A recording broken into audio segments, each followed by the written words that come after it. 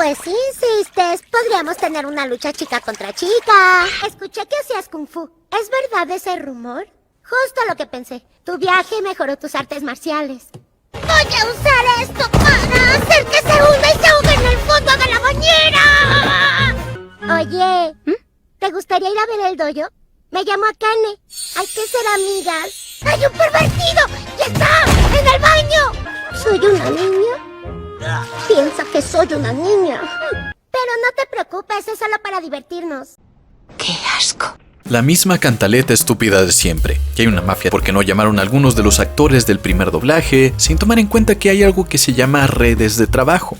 Lo que para los espectadores es un gran evento que debe conservar siempre a los mismos actores, para quienes están involucrados en el proyecto no es más que un trabajo en el que van a participar los que se encuentran en esa red de trabajo. A estas alturas del partido, todavía hay gente que ignora que en el doblaje mexicano hay más de una red de trabajo que se puede contratar y cada una hace sus propios castings. Si un grupo de actores participó en un mismo proyecto durante los años 90, es más que probable que estos actores ya no se encuentren en la misma red de trabajo, por lo que es más que esperable que algunos puedan repetir sus papeles muchos años después mientras otros se quedarán fuera.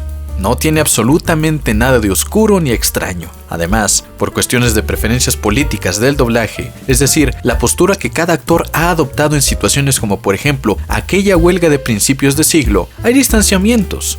Gente que prefirió seguir trabajando antes que exigir un aumento de salario y quienes simplemente prefirieron arriesgarlo todo en afán de lograr mejores condiciones para su gremio. Y no debemos olvidar que dicha huelga no llegó a nada en su momento. Y esto rompió con muchas amistades o modificó muchas redes de trabajo, porque no todos estuvieron unidos. Si realmente toda la industria mexicana hubiese parado, otro gallo hubiera cantado. Pero bueno, ¿qué se le va a hacer? Cada quien es libre de elegir. Otro ejemplo de este tipo de divisiones políticas es que hay actores que prefieren ponerle su propio estilo al doblaje y deciden ya no trabajar donde se les limita esa libertad de interpretación. Hubo un momento en donde los actores de doblaje se dividieron entre quienes querían suavizar el lenguaje para hacer los proyectos más comerciales y quienes querían ser lo más fieles que se pudiera a la intención del proyecto original. Se hace poner o no groserías, y después hacer de estas groserías algo más cercano al léxico local o simplemente buscar hacerlo un poco más internacional, algo que los latinoamericanos en general pudiesen interpretar. A la gente suele olvidársele que cada persona toma sus propias decisiones y con base en ellas construye su historia. Sin embargo, vale la pena revisar la controversia más reciente sobre un doblaje que para muchos es un proyecto animado muy importante. Ranma 1 Medio es probablemente mi serie favorita de origen japonés durante mi infancia. Ni Dragon Ball ni Mikami y la Cazafantasmas pueden quitarle ese puesto en mi corazoncito. Simplemente adoro el humor, la estética y las voces de la versión que yo vi. Todo era tan exagerado que simplemente me era imposible no amar la serie. A donde quiera que mirara, allí estaba una hermosa mujer. Inclusive si centrabas tu atención solo en el protagonista, regularmente se convertía en mujer y no había de otra que disfrutar. Este anime era en toda regla una fábrica de waifus, y no saben lo encantado que yo quedé al enterarme de un remake de la serie hermana Urusei Yatsura, que es también fruto de la obra de Rumiko Takahashi. Y el éxito de esta serie hizo que yo, al igual que muchísimos otros fans, nos hiciéramos la pregunta más importante de nuestros nostálgicos corazones: ¿habrá un remake de Ranma? Porque sí, el anime para mi gusto puede disfrutarse tal y como está, pero por cuestiones de proporción de imagen en pantalla, la calidad de los colores y otros tantos detalles que me dan igual, pero que ya son asaz necesarios para no desentonar con producciones actuales, el remake era obligatorio.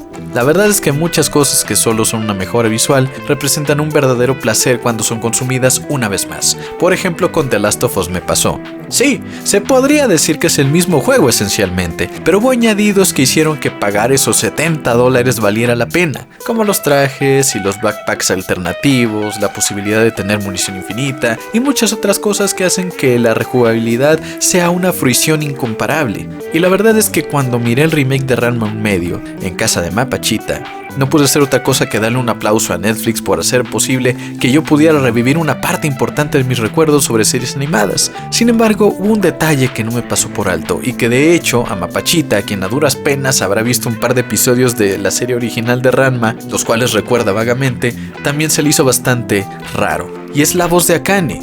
Era asquerosa.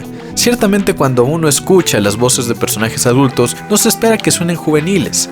En realidad, la expectativa es que tengan la voz algo rasposa y cansada. En la otra mano tenemos la esperanza de escuchar personajes adolescentes con voces que suenen adolescentes. Y es que esto no se trata de la capacidad de una actriz de voz de la talla de Rosy Aguirre para interpretar el personaje. Pocas trayectorias hay tan sólidas como la suya. El gran problema es que simplemente el contraste entre su voz y el resto de los adolescentes no armoniza, no son acordes. Y esto recordando o enfatizando que no son adolescentes quienes interpretan al resto de los personajes. Hay gente de 40 años también allí. Sin embargo, Ranma Chica, Ranma Chico, Nabiki, ellos sí que suenan con mucha energía, juveniles. Y Akane, por otra parte, aunque no se escucha tan grotesca como la Vanellope de María Antonieta de las Nieves, sí se nota demasiado cuidada. ¿Y qué significa esto? Que para poder llegar al tono juvenil que el personaje requiere, no puede interpretar la voz con la misma energía que el resto del elenco. Se escucha más apagada. Y esto me hizo restituir un recuerdo en mi memoria de manera casi inconsciente. Aquella escena en que el personaje de Vincent Cassel en El Cisne Negro le dice a Nina Sayer, interpretada por la jugosa Natalie Portman, que es técnicamente perfecta, pero no es capaz de dejarse llevar por el personaje para ser más convincente. Para no sonar viejita, Akane tiene que hablar con demasiado esfuerzo en mantener esa juventud en el tono, lo que simplemente le arrebata la esencia iracunda al personaje. No encaja individual ni colectivamente. Entre todos los personajes de la serie, Akane es uno de los que habla con más brío, y eso se ha perdido, y algunos hasta creen que el motivo por el cual los gemidos y gritos de los personajes no se doblaron del japonés al español fue precisamente para encubrir que Rosy Aguirre ya no es capaz de llegar a los tonos, ya no es capaz de llegar a los altos sin que su voz se escuche rasposa. Y esto yo lo considero un comentario un tanto fuera de lugar, porque desde hace muchísimos años hay proyectos en los que se opta por no doblar gemidos o gritos para ahorrar el pago de loops.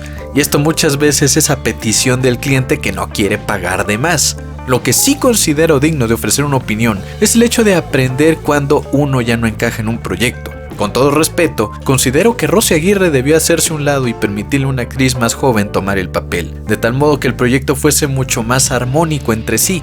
A veces el orgullo de querer demostrarle al mundo y a veces a uno mismo que se sigue siendo capaz de hacer algo, únicamente arroja resultados adversos en que se exhibe que la voluntad puede contra todo, menos contra el tiempo. Hay que saber cuándo permitir que sean personas más jóvenes quienes erijan su propio legado con esos personajes, porque lo que se estanca se pudre, y es mejor permitir que las aguas circulen. Porque aunque haya experiencia, aunque haya salud, hay veces donde simplemente el cuerpo, por el descanso lógico de haber pasado por tantas cosas maravillosas, simplemente ya no da el ancho. Y hay que permitir que otros que sí lo dan, den el paso al frente. Es el ciclo de la vida. En fin, vivan y dejen morir. Mexican Power se va.